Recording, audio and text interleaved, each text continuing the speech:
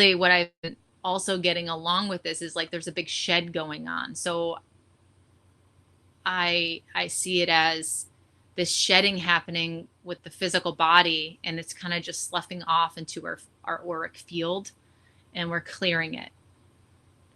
We're clearing it out, and that's how this stuff is breaking apart. Like a snake shedding its skin. I've been working a lot with snake energy. This is a big time of shedding. And so before the snake sheds its skin, it doesn't know what it is, right? It's really depending on that like outer layer. All it knows is it's time to shed, but it doesn't really necessarily know the new thing that's going to emerge underneath it. And that's kind of what this is when we're in a place of being in limbo between, not knowing what we believed, letting go of old beliefs, letting go of who we thought we were, and kind of just following, right, the breadcrumbs of like this new thing that we're wanting to be. It can feel like a limbo.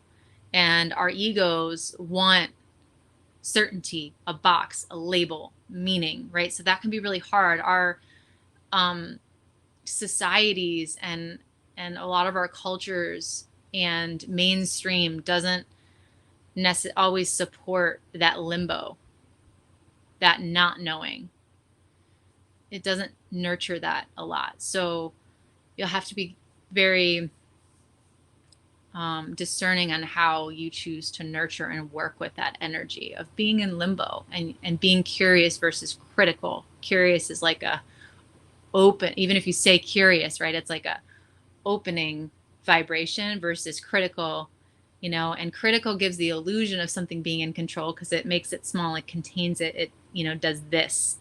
But curiosity uplifts and opens and allows.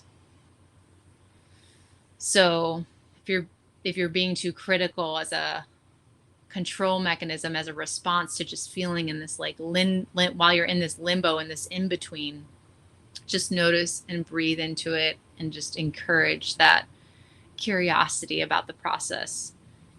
It's okay not to know the next thing that's coming through, but just to like follow the breadcrumbs as they trickle in. So there's a lot of trust, there's a lot of surrender, there's a lot of letting go in the air right now.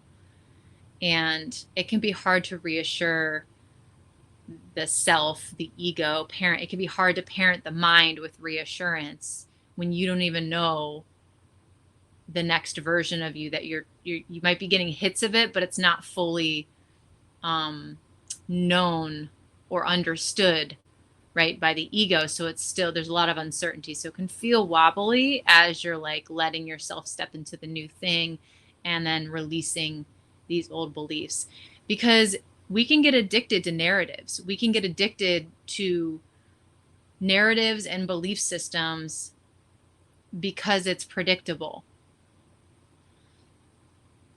But the thing that I find with working with any kind of addiction energy is that it stops working. It starts backfiring. And that's when I know I'm ready for like an upgrade, a new behavior, a new belief system, because usually some kind of addictive behavior will bring some kind of hit of relief, right?